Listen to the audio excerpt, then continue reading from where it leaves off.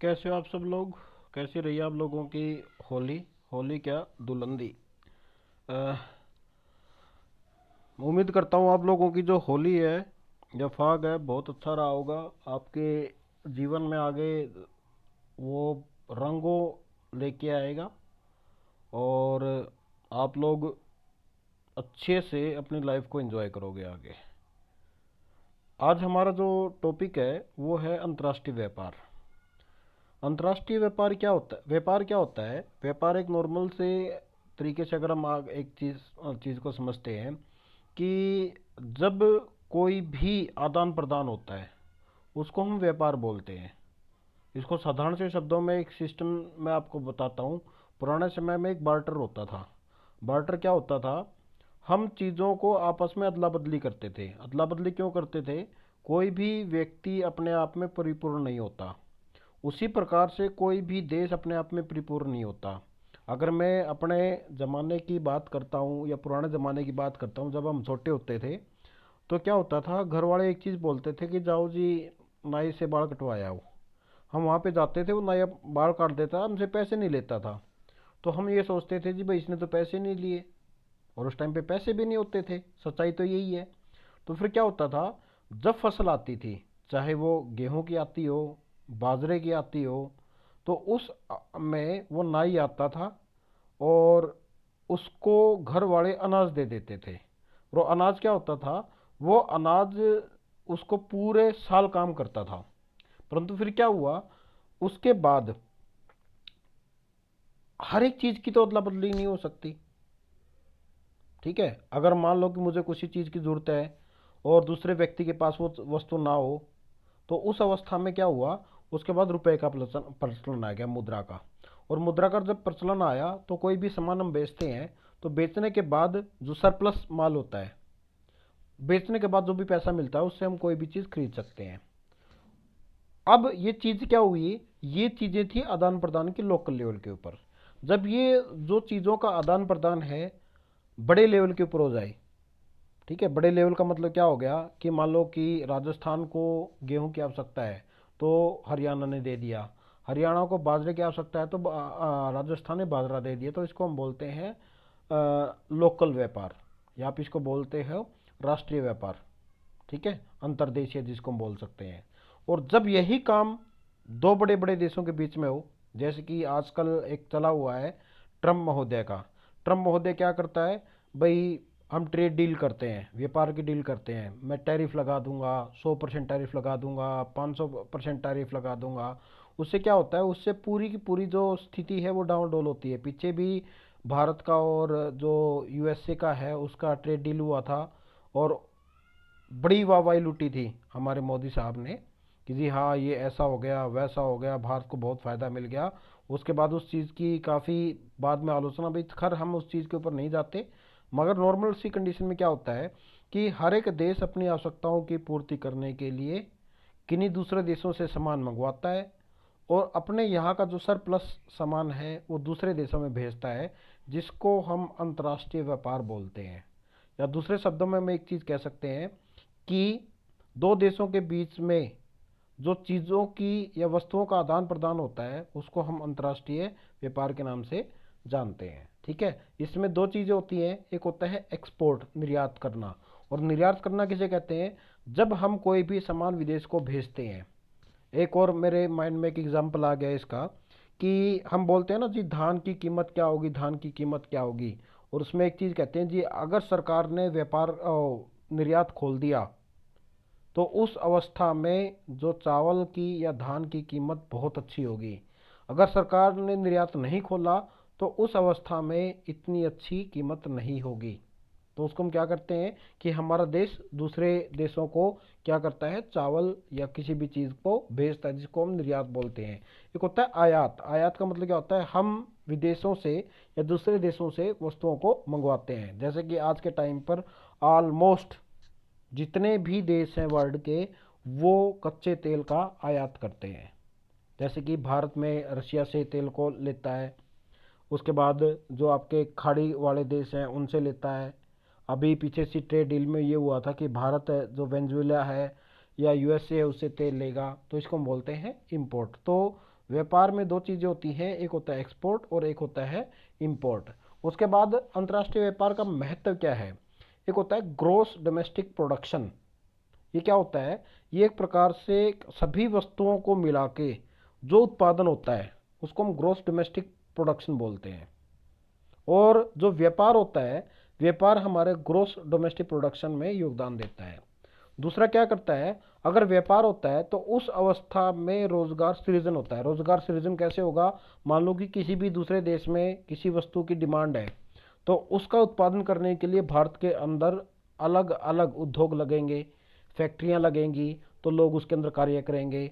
अगर दूसरे देशों में खेती से संबंधित कोई भी उत्पाद है उसका निर्यात होगा, तो उस अवस्था में बहुत सारे लोग कृषि के अंदर भी लगेंगे, बहुत सारे ऐसे होंगे, तो उससे क्या होगा? रोजगार का सृजन होता है कि लोगों को रोजगार मिलता है उस चीज़ की आपूर्ति करने के लिए।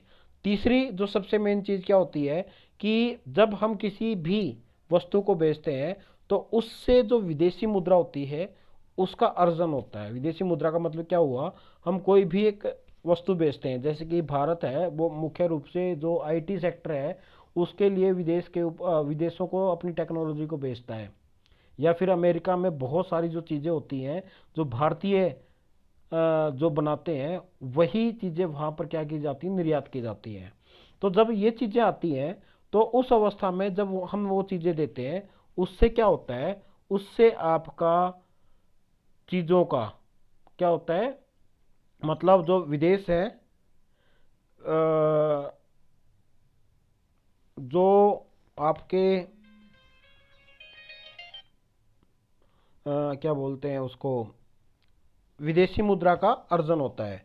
तीसरा जो आर्थिक विकास है उसमें भी सहायता मिलती है कि इससे क्या होता है? अगर सारी की सारी चीज़ें क्या होती हैं, आपकी सारी की सारी चीज़ें जब हम लेते हैं तो उससे क्या होगा? आपका आर्थिक विकास भी होगा। उससे आगे हम चलते हैं कि निर्यात के जो मुख्य मुख्य क्षेत्र हैं वो कौन कौन से हैं। जितने भी आपके जो इंजीनियरिंग उत्पाद हैं उस चीज़ों का हम निर्यात करते हैं। पेट्रोलियम उत्पाद हैं उन चीज़ों का भी कुछ एक निर्यात करते हैं।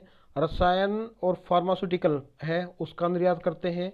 कृषि उत्पाद है उनका निर्यात करते हैं। और आईटी की सेवाएं हैं जो सबसे बड़ा क्षेत्र है उसका हम क्या करते हैं?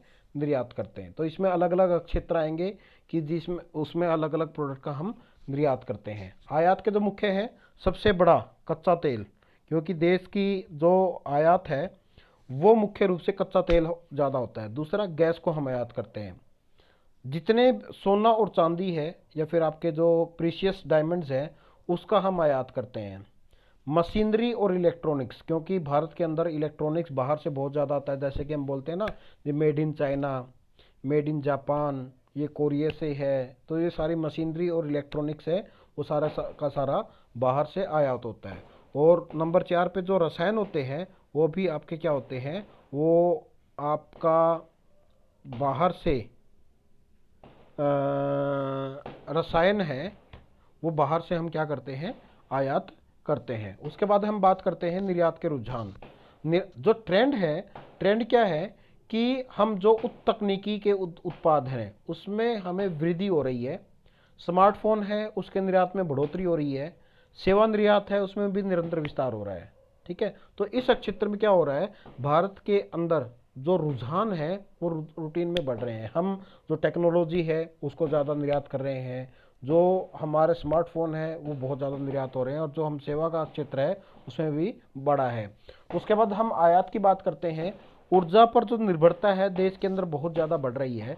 तो उस अवस्था में जो ऊर्जा देते हैं वो प्रोडक्ट, स्पेशली जो कच्चा तेल है उसका आयात बहुत ज़्यादा बढ़ रहा है। सोने के आयात में भी वृद्धि हो रही है। तो उस चीज़ को रोकने के लिए सरकार अलग अलग समय के ऊपर अलग अलग कदम उठाती है। जो औद्योगिक मशीनरी है उसकी, उद्योगों के अंदर मशीनरी की मांग बढ़ रही है तो उससे क्या होगा? जो उद्योगों के अंदर मशीनरी प्रयोग होती हैं उसका भी आयात क्या बढ़ रहा है। अब क्या होता है? ट्रेड डेफिसिट जिसको हम बोलते हैं, ये कब होता है? जब आयात निर्यात से ज़्यादा हो। मतलब हम क्या करते हैं? उदाहरण के लिए 100 रुपए की चीज़ तो मंगाते हैं और 80 रुपए की चीज़ भेजते हैं। तो उस कंडीशन में क्या होगा? उसको हम बोलते हैं ट्रेड डेफिसिट, व्यापार घाटा, कि हम उतने प्रोडक्ट को नहीं भेज पा रहे हैं जितनों को हम मंगाते हैं।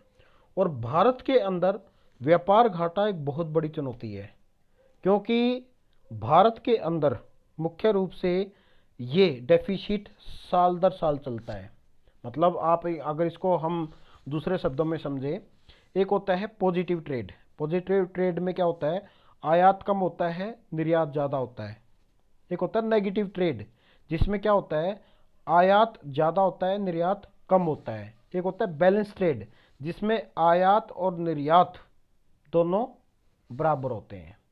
तो इसके कारण क्या है, इसके कारण है तेल और सोना, इसका बहुत ज़्यादा आयात हो रहा है इंडिया के अंदर, जिसकी वजह से भारत का जो ट्रेड डेफिसिट है वो लगातार बढ़ रहा है, और ये हमारे लिए एक चुनौती का एक विषय है। उसके बाद हम बात करते हैं भारत के जो प्रमुख व्यापार के साझेदार हैं, उसमें अमेरिका, चीन, संयुक्त अरब अमीरात और जो यूरोपियन संघ के देश हैं वो इसके अंदर आते हैं। उसके बाद चुनौतियां क्या हैं, चुनौतियां जो सबसे बड़ी, वैश्विक मंदी। क्योंकि जब भी वैश्विक मंदी आएगी तो उस अवस्था में क्या होगा कि जो व्यापार है, अंतर्राष्ट्रीय व्यापार है, उसके ऊपर बहुत ज़्यादा प्रभाव पड़ेगा। क्योंकि जब देशों के पास पैसा ही नहीं होगा चीज़ों को मंगवाने के लिए, तो उस अवस्था में लोगों के पास, या आप ये कह सकते हो कि वैश्विक मंदी की वजह से एक प्रकार से आयात तो बढ़ जाता है, कम हो जाता है, निर्यात भी उसके कंडीशन में कम हो जाता है।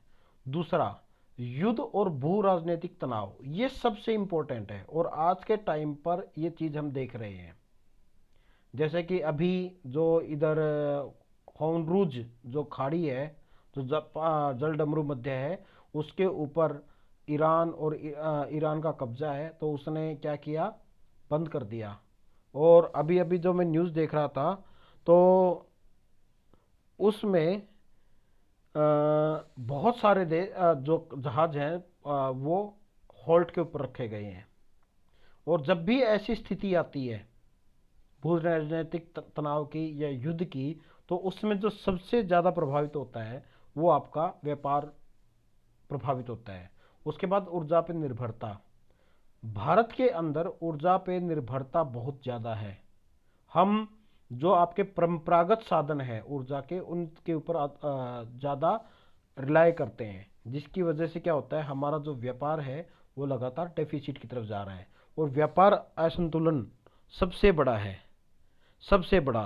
तो व्यापार अगर असंतुलन बड़ा है, क्योंकि उसमें हमारा क्या है, उसमें आपका एक प्रकार से निर्यात कम है और आयात ज़्यादा है। तो ये हमारे लिए एक चुनौतियां हैं। अवसर क्या है, अवसर की अगर हम बात करते हैं तो हम मेक इन इंडिया, जैसे माननीय प्रधानमंत्री नरेंद्र मोदी ने क्या कहा है कि जी मेक इन इंडिया, कि भारत के अंदर ही चीज़ों को बनाइए और उनको निर्यात कीजिए। दूसरा है मुक्त व्यापार समझौता। उसमें क्या होता है कि देशों के साथ है ना, जो आपका ये होता है भाई टैक्स वैक्स है, उसके अंदर छूटें ज़्यादा ले ली जाती हैं, जिससे कि इसको फ़ायदा मिलता है। और तीसरा है डिजिटल और सेवा निर्यात। जो हम डिजिटली और सेवा निर्यात करते हैं, मतलब हम क्या करते हैं, लेबर के रूप में, या फिर आप ये कह सकते हो कि हम सेवाएं देंगे।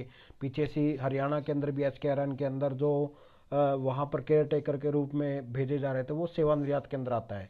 डिजिटली का मतलब क्या होता है कि जो IT का सेक्टर है उसके अंदर है, तो उसके अंदर भारत के अंदर बहुत ज़्यादा स्कोप है।